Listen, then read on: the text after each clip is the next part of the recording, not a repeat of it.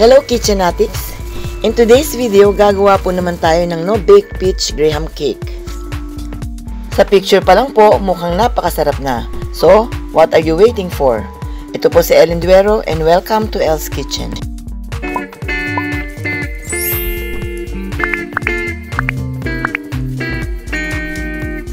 Narito po ang ating mga ingredients.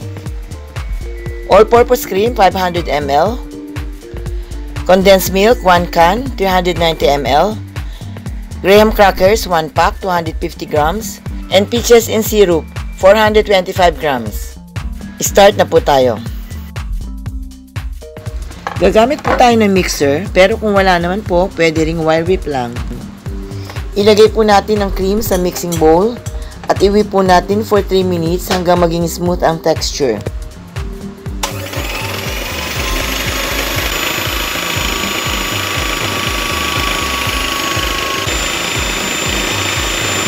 Dahan-dahan po natin ibuhos ang condensed milk at beat for 3 more minutes until well combined. Now, ready na po tayo para sa assembly. Sa isang oven-proof baking dish, i-arrange na po natin ang graham, tapos isunod na po natin ang cream. 4 na layers po ang ating gagawin. Kung ano po ang ginawa nating layering nung una, yun rin po ang gagawin natin hanggang sa dulo at mapuno ang ating baking dish. Ang dali lang po, di ba? Walang ka-effort. Kaya gawin nyo na rin po ang recipe na ito sa inyong mga bahay. Ito po ay magandang ihanda kapag may salo-salo at imbitado ang mga friends and relatives.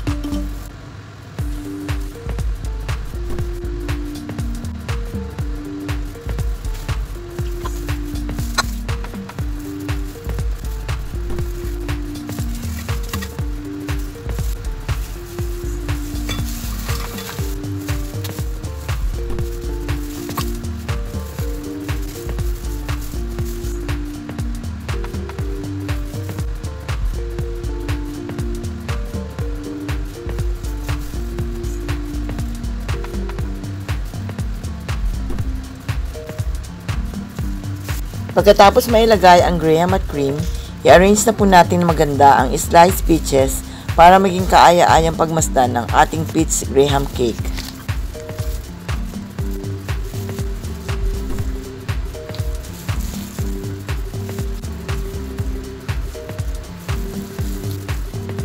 Ready na po ang ating peach graham cake and it's so creamy and delicious.